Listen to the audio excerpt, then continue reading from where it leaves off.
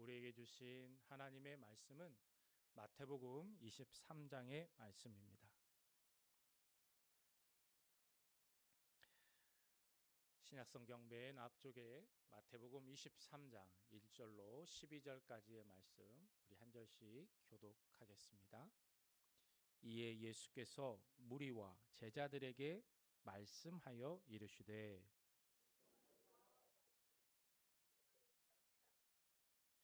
그러므로 무엇이든지 그들이 말하는 바는 행하고 지키되 그들이 하는 행위는 본받지 말라. 그들은 말만 하고 행하지 아니하며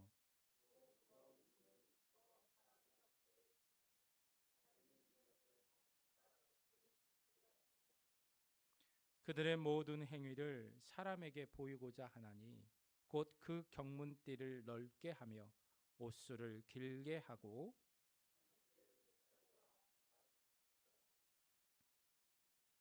시장에서 문안받는 것과 사람에게 랍비라 칭함을 받는 것을 좋아하느니라.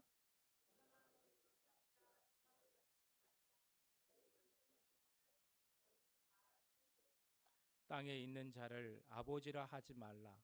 너희의 아버지는 한 분이시니 곧 하늘에 계신 이시니라.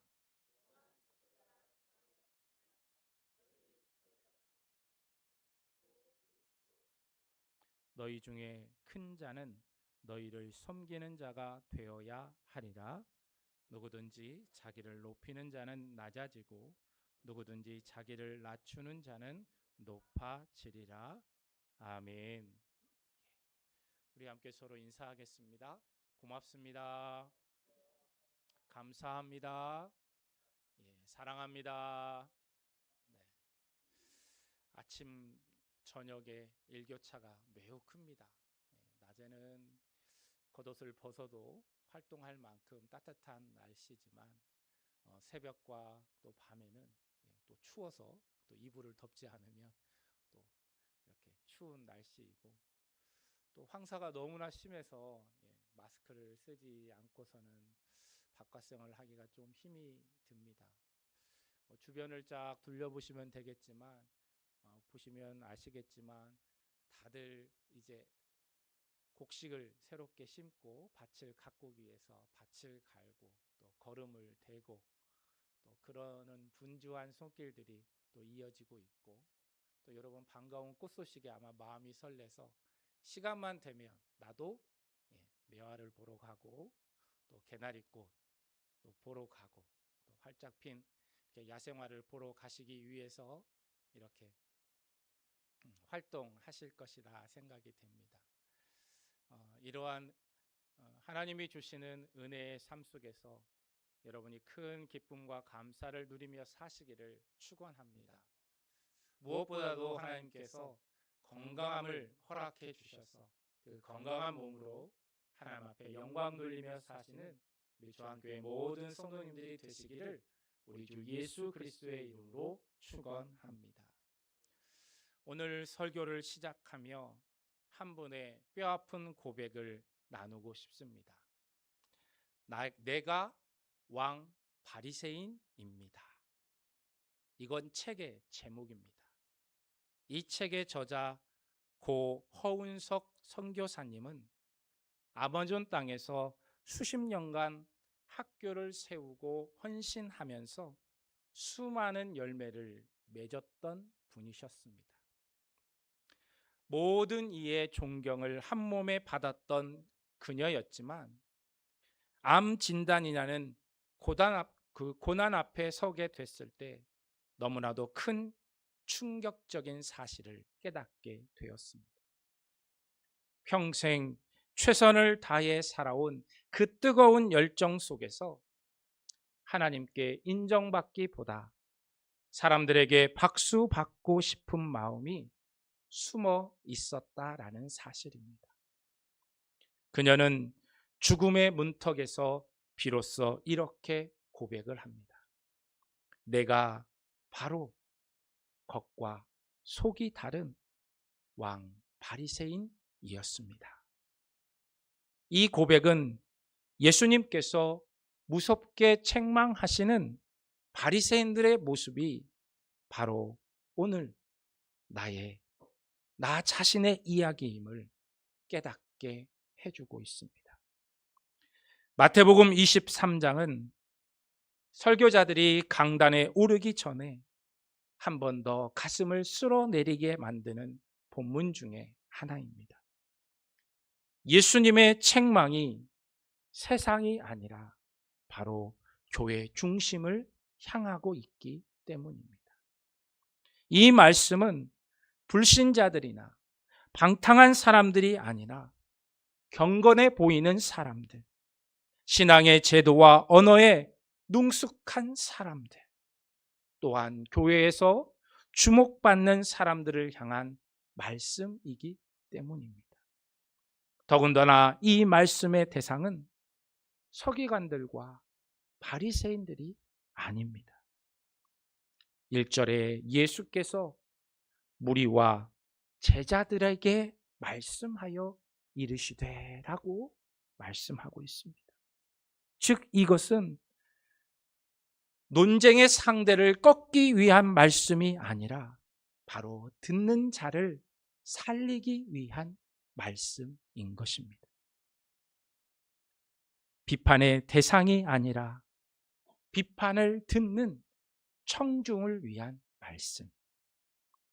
오늘 본문은 우리가 누군가를 향해 돌을 던지라라고 주어진 말씀이 아니라 바로 우리 자신에게 거울을 들이대라고 주어진 말씀인 것입니다.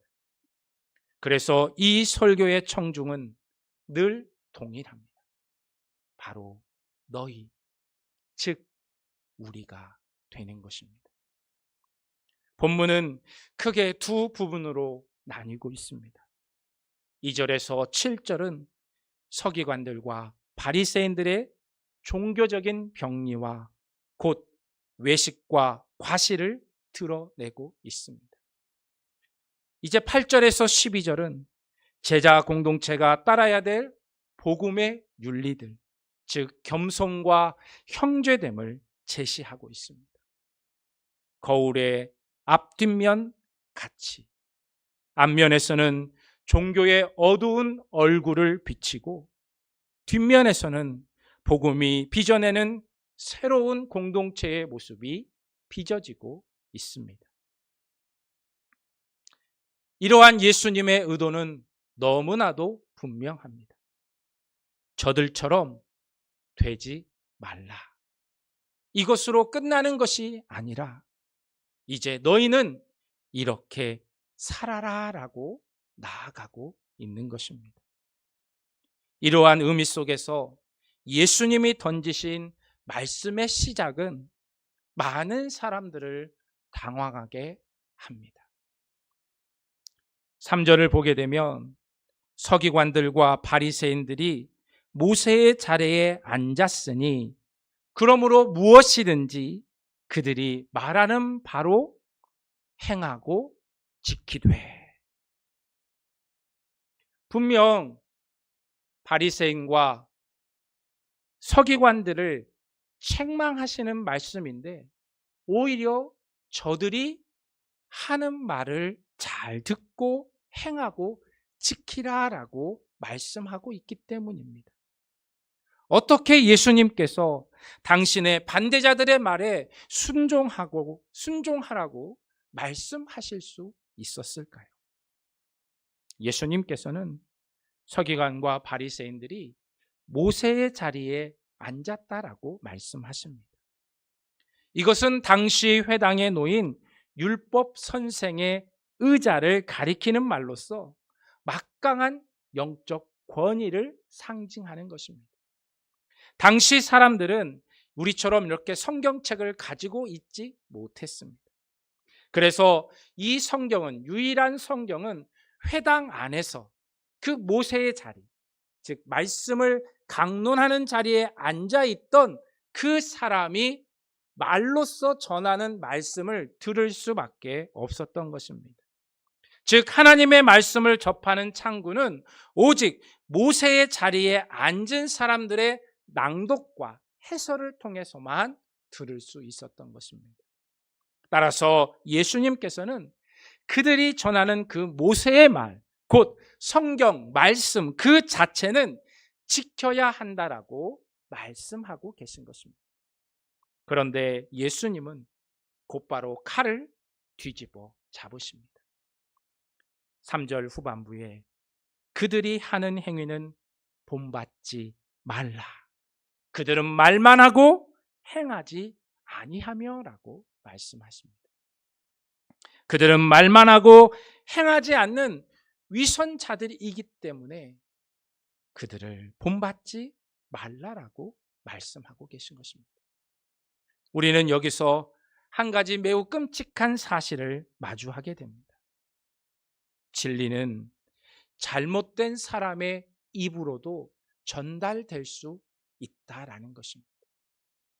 우리는 진리와 권위가 언제나 하나로 묶여 있을 것이다 라고 기대를 하지만 현실의 종교는 절대 그렇지 않습니다. 이것은 교회도 마찬가지입니다. 설교자가 말씀을 바르게 전할 수 있습니다. 그러나 그 진리가 그의 삶을 형성하지 못할 수도 있습니다. 더 무서운 것은 그 진리가 오히려 자기의 의의 장식품이 될 수도 있다라는 것입니다. 진리를 말하는 능력이 결코 진리대로 사는 능력을 보장하지 않습니다. 따라서 이 말씀은 교회 지도자들만이 아니라 진리를 듣고 말하는 모든 성도들을 향하고 있는 것입니다. 예수님께서는 서기관과 바리새인들을 이렇게 묘사하십니다. 무거운 짐을 묶어 사람의 어깨에 지우되 자기는 이것을 한 손가락도 움직이려 하지 아니하며 4절에 말씀하십니다. 우리는 바리새인들이 율법을 너무나도 엄격하게 적용했기 때문에 문제가 되었다라고 생각을 합니다. 그러나 엄격함이 문제가 아니라 그 짐을 함께 지지 않는 것. 다시 말해 사랑의 부재가 있기 때문이었던 것입니다. 예수님은 내 멍에는 쉽고 내 짐은 가볍다라고 마태복음 11장 30절에 말씀하고 계십니다. 그런데 상상수훈은 결코 따르기 쉬운 말씀이 아닙니다. 원수를 사랑하라. 마음의 살인을 피하라. 마음의 간음을 피하라는 등의 요구는 절대 가볍지 않은 말씀입니다. 그런데 예수님께서 어떻게 예수님의 명예가 가볍다라고 말씀하시는 것일까요? 예수님의 계명은 곧 그분 자신을 포함하기 때문입니다. 예수님은 명하신 그 길을 먼저 걸으셨고 마침내 십자가에서 그 무게를 몸소 그의 몸으로 지셨기 때문입니다. 예수님은 그저 가라라고 말씀만 하시는 분이 아니라 내가 너와 함께 간다라고 하시는 분이신 것입니다. 바로 함께 짐을 지시는 분. 그래서 예수님의 계명은 우리에게 가벼운 것이 되는 것입니다. 그러나 바리새인들의 종교는 규칙이 많아서가 아니라 섬김이 없어서 무겁습니다. 손가락 하나 움직이는 것조차 하지 않는다면 그것은 곧 아무것도 하지 않는 것과 같습니다. 그들은 지키기 힘든 율법의 규정들을 백성을 억압하면서도 정작 사람들을 도와주지 않았던 것입니다. 여기서 예수님이 꾸짖으시는 것은 율법에 대한 열정이 아닙니다. 그 열정으로 타인을 짓누르면서도 정작 도울 마음이 없는 종교적인 냉혹함인 것입니다.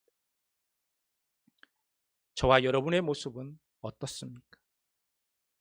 우리는 성경 지식을 쌓고 남을 판단하고 가르치는 일에는 능숙할지 모릅니다.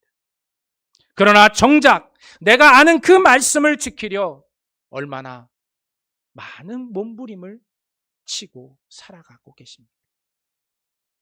남에게는 말씀대로 살 것을 요구하면서 나 자신에게는 너무나도 관대한 나의 모습이 바로 주님이 오늘 경고하신 바리새인과 서기관들의 모습인 것입니다. 예수님은 계속해서 종교적 외형을 집요하게 파헤치십니다. 5절에 그들의 모든 행위를 사람에게 보이고자 하나니라고 말씀하십니다. 바리새인들의 종교적 행위의 목적은 곧 사람에게 잘 보이고자 하는 행위였습니다. 당시 유대인들은 하나님의 말씀을 기억하기 위해서 성구상자인 경문을 이 팔이나 이마에 메고 겉옷 네 귀퉁이에 옷술을 달았다라고 합니다. 이것을 테필린이라고 합니다. 본래 이것은 하나님의 계명을 잊지 않기 위한 거룩한 표식이었습니다. 즉 나는 이스라엘 사람으로서 하나님의 말씀을 늘 가까이 하고 그 말씀에 순종하는 사람입니다 라는 표식으로 이렇게 그것들을 달았던 것이었습니다. 그러나 바리새인들은 이 경문을 남들보다 더 크게 만들고 옷수를 비정상적으로 길게 늘어뜨렸습니다. 하나님의 명령을 기억하기 위함이 아니라 바로 자신의 경건함을 과시하려는 위선이었던 것입니다. 순종을 위한 장치가 바로 인정의 욕구의 도구가 되어버리고 말았던 것입니다. 여러분 조선시대에 갓을 썼지요. 요즘 서양인들에게 이 갓이 매우 뭐라 그럴까요? 우리나라의 상징적인 것이 되었습니다. 여러분이 잘 아시는 그 K-팝 통해서 이 갓이라는 것이 굉장히 아주 유명한 한국인의 상징하는 모자가 되었어요. 여러분 연속극을 보시게 되면 사극을 보시게 되면 일반 평민들의 각근은 어떻습니까? 짧을 수밖에 없어요. 왜요?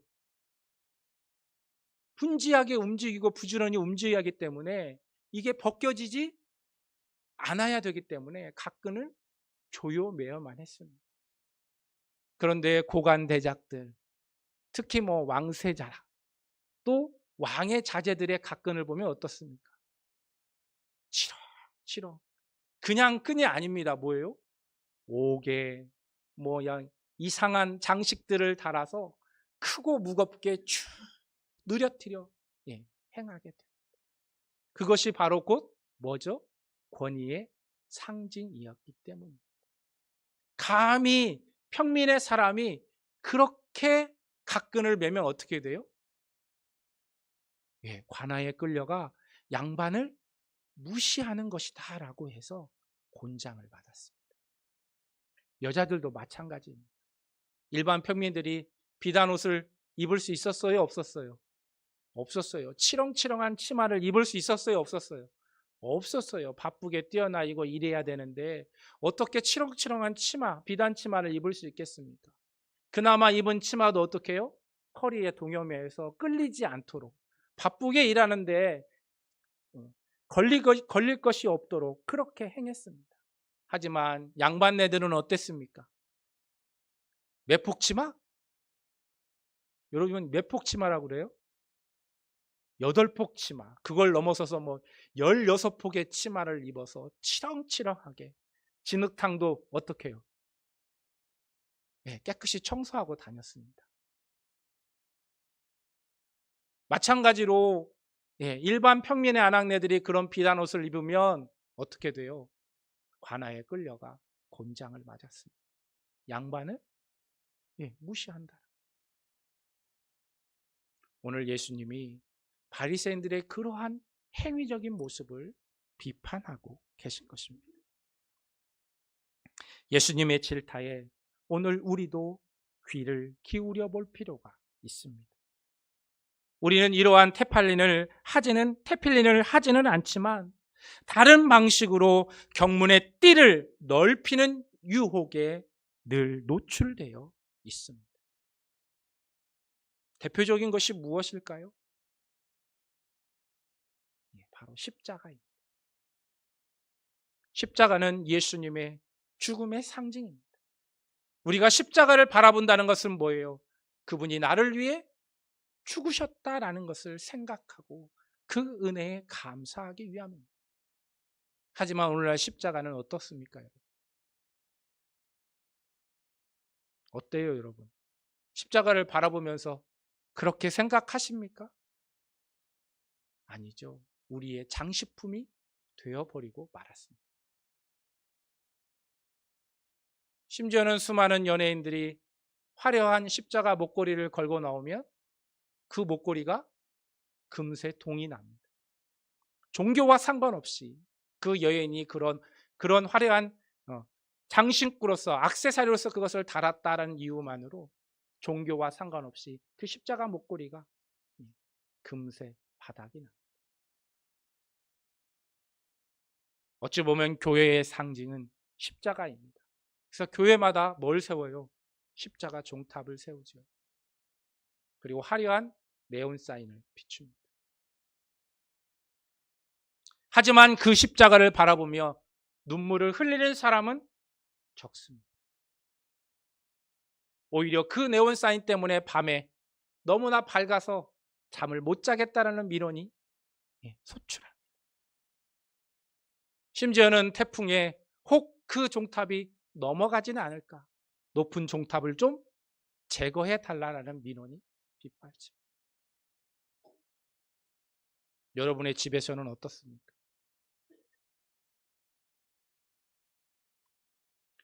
십자가는 복음의 핵심이지만 인간의 손에서 충분히 미신이 될 수 있습니다.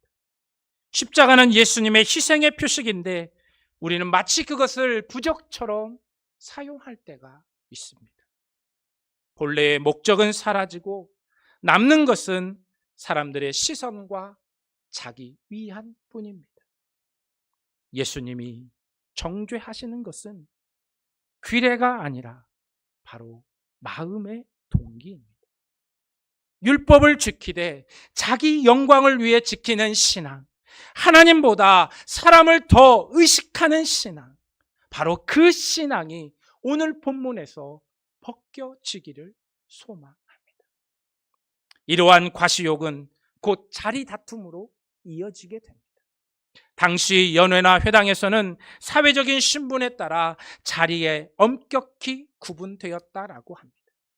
그들은 회당의 높은 강당이나 잔치의 상석에 앉아 대접받는 것을 당연하게 여겼습니다.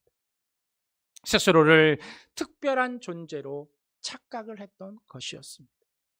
우리가 선생이나 지도자라는 이름으로 받는 명예와 대접에 취해 있을 때 우리는 어느새 삶의 주인의 자리를 하나님에게서 빼앗고 있다라는 사실을 잊지 말아야 할 것입니다. 나는 인정받고 높임 받아야 한다. 예수님은 이 충동에 대하여 단호히 거부하셨습니다. 하나님 나라에서는 첫째가 마지막이 되기 때문입니다. 예수님의 삶이 그 진리를 그대로 증명합니다. 그분은 마지막 자리를 택하셨고 종의 형체를 입으셨으며 섬기로 이곳에 오셨다라고 말씀하십니다. 따라서 상석을 탐하는 종교는 하나님 나라의 질서와 충돌하는 죄악임을 우리는 잊지 말아야 합니다. 여기서 이제 본문은 방향을 바꾸고 있습니다. 앞서 말씀드린 것처럼 2절에서 7절이 그들에 대한 폭로라고 한다면 이제 8절에서 10절은 너희에 대한 처방의 말씀입니다. 우리 같이 읽어볼까요? 8절 말씀 같이 한번 읽어봅시다. 시작. 그러나 너희는 랍비라 칭함을 받지 말라. 너희 선생은 하나요, 너희는 다 형제니라. 아멘. 예수님은 교회의 권위 구조를 신학적으로 재배치를 하십니다. 선생은 한 분. 누구요? 선생은 한 분 누구요? 곧 그리스도시고, 아버지는 한 분 곧 누구요? 하나님이시고, 지도자도 한 분 곧 누구요? 예수 그리스도이시다라고 말씀하십니다. 교회 안의 권위는 인간에게 내재되지 않고 바로 부활하신 그리스도 예수께 있는 것입니다. 그러므로 지상의 모든 권위는 파생되어진, 즉 주어진 권위인 것입니다. 이것은 지도자에게 두려운 사실인 동시에 은혜로운 사실인 것입니다. 두려운 이유는 무엇입니까? 바로 권위의 근거가 바로 내 안에 없기 때문입니다. 은혜로운 이유는 무엇입니까? 바로 그 권위의 근거가 역시 내 안에 없기 때문인 것입니다. 우리는 나 자신을 증명하려고 발버둥 칠 필요가 없습니다. 그리스도께 붙어 있으면 그리스도의 권위가 곧 나의 권위가 되기 때문입니다. 그 권위는 나를 높이는 도구가 아니라 바로 남을 살리는 섬김의 통로로 나타나야 하는 것입니다. 너희는 다 형제니라. 이 말씀은 평등의 선언이면서도 바로 동시에 서로를 향한 책임을 포함하고 있는 것입니다. 본문의 가장 자연스러운 읽는 것은 바로 랍비, 아버지, 교사라는 호칭의 금지가 일반적인 금지로 확장되어진다라는 것입니다. 그렇다면 교회의 수많은 직함과 종치는 어떻게 이해해야 할까요? 주님의 종, 목사님, 전도사님, 이런 것들 표현들이 설 자리가 있을까요? 여기서 우리는 문자주의적으로 결론을 내리기보다는 예수님의 의도하신 핵심을 붙잡을 필요가 있습니다. 예수님께서는 단순히 몇 개의 단어를 금지하신 것이 아니라 바로 호칭에 담겨진 그 욕망과 권력 구조를 겨냥하여 말씀하신 것입니다. 직함이 존재할 수 있습니다. 그러나 그 직함이 계급장이 되어질 때 그 직함은 복음을 거스르는 것이 됩니다. 직함이 섬김이 아니라 우월감을 포장할 때 그 직함은 이미 바리새인적으로 되어져 버리고 만 것입니다. 아시스의 프란체스코가 존칭을 멀리 섰던 이유가 바로 여기에 있었다라고 합니다. 그가 완벽했다라는 뜻이 아니라 복음의 급진성을 그는 알고 있었기 때문이었습니다. 직함이 없는 삶이 어렵다라는 사실이 결코 이 말씀을 무효화시키지 않습니다.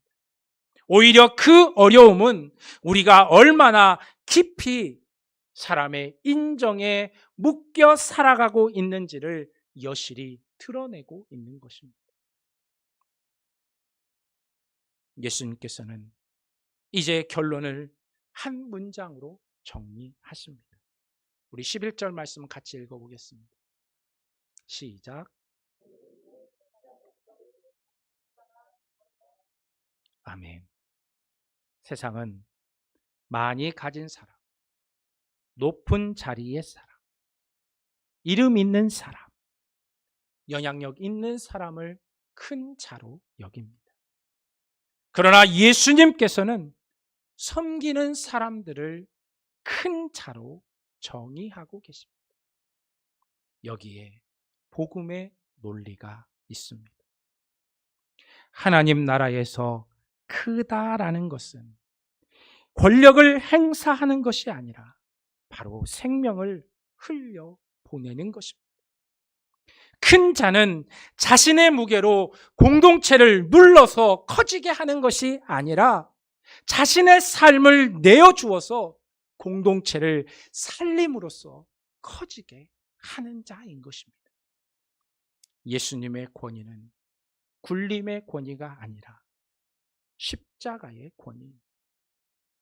십자가는 어떤 힘의 과시가 아니라 사랑의 자기 비움입니다. 그리스도께 속한 권위는 그리스도를 닮아가야 합니다. 섬김이 없는 권위는 그리스도께서 주신 권위가 아니다라는 사실을 우리는 기억해야 하는 것입니다. 예수님은 그저 겸손해야 한다라고 끝내지 아니하시고 이어서 종말론적인 선고를 선포하십니다. 우리 같이 읽어보겠습니다. 12절 말씀 시작. 누구든지 자기를 높이는 자는 낮아지고 자기를 낮추는 자는 높아지리라. 아멘. 이것은 어떤 단순한 처세술의 이야기가 아닙니다. 바로 마지막 심판의 원리입니다. 예수님은 첫 자리에 마음을 두는 것을 금하실 뿐만 아니라 마지막 자리를 따르라라고 요구하고 계신 것입니다. 겸손은 소극적인 금욕이 아니라 적극적인 선택인 것입니다. 마지막 자리를 참는 것이 아니라 택하는 것이다라는 사실을 우리는 잊지 말아야 합니다. 경건해지기를 원하는 사람은 많지만 겸손을 준비하는 사람은 거의 없습니다. 아니, 겸손해질 준비가 된 사람은 거의 없습니다. 경건은 칭찬을 받지만 겸손은 칭찬을 빼앗습니다. 경건은 사람의 인정을 얻기 쉽지만 겸손은 사람의 인정을 내려놓아야만 가능합니다. 그래서 겸손이 어렵습니다. 그러나 예수님께서 이러한 겸손의 길을 친히 보여주셨습니다. 그리고 저와 여러분을 그 길로 지금 이 순간 부르고 계신 것입니다. 기독교의 역사는 마태복음 23장이 지적하는 그 악덕이 기독교 안에서도 만연했음을 증언하고 있습니다. 각종 회장들은 늘 교회의 앞자리를 차지했습니다. 지도자들은 높은 단상에 앉았습니다. 어떤 시대, 어떤 지역에서든 사회적 지위에 따라 그 좌석이 나뉘고 지정되었습니다. 그러나 오늘 본문은 우리가 다른 사람들보다 낫다라고 생각하도록 부추기지 않고 있습니다. 본문은 자축의 근거가 아니라 자기 성찰의 근거이기 때문인 것입니다. 오늘 본문은 유대인들을 향한 돌멩이가 아니라 바로 교회를 향한 거울이 되어야 합니다. 저들이 위선자다라는 말로 끝나는 순간 우리 역시 이미 예수님의 의도를 배반한 것과 같은 것입니다. 예수님의 말씀은 언제나 나에게 되돌아옵니다. 예수님께서 오늘 저와 여러분에게 묻습니다. 너는 누구 앞에 살고 있느냐? 사람들의 눈에 보이려고 사느냐? 아니면 하나님께 보이려 사느냐? 너의 경건은 누구에게 향하느냐? 내 섬김은 누구를 살리고 있느냐? 너는 높아지려고 하느냐? 아니면 낮아지신 주를 따르려고 하느냐? 복음은 우리에게 도덕적인 개선만을 요구하지 않습니다.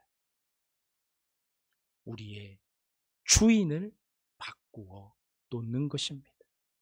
한 분의 선생, 한 분의 아버지, 한 분의 주인이 계시기에 우리는 더 이상 사람들의 박수에 휘둘리지 않을 수 있는 것입니다.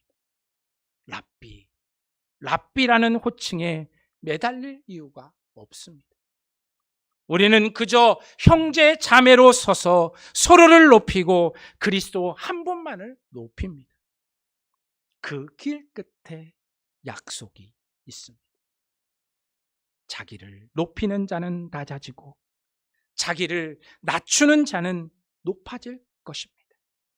교회가 이 말씀 앞에서 자축이 아니라 회개로, 비난이 아니라 성찰로, 권력이 아니라 섬김으로 다시 서게 하시기를 간절히 소망합니다.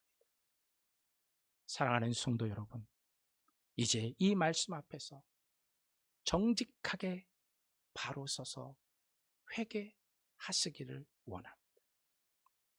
허은석 선교사님은 고난이라는 가장 낮은 자리에서 비로소 모든 것이 주님의 은혜임을 깨달았습니다.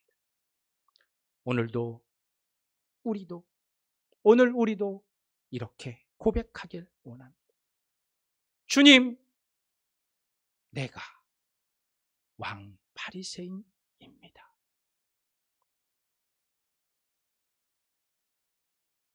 남을 정죄하기 바빴고 나를 드러내기에 급급했습니다.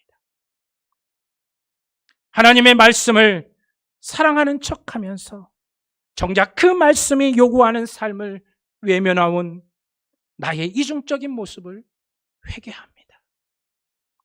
이제 말씀을 행동으로 옮기기를 원합니다. 남에게 지우려 했던 그 말씀을 오늘 내가 먼저 지키고 아무도 보지 않는 곳에서 이웃을 섬기는 작은 순종부터 시작하기를 원합니다. 우리가 스스로 낮아질 때 하나님께서 저와 여러분을 당신의 품 안에서 가장 존귀한 자로 높여 주실 줄로 믿습니다.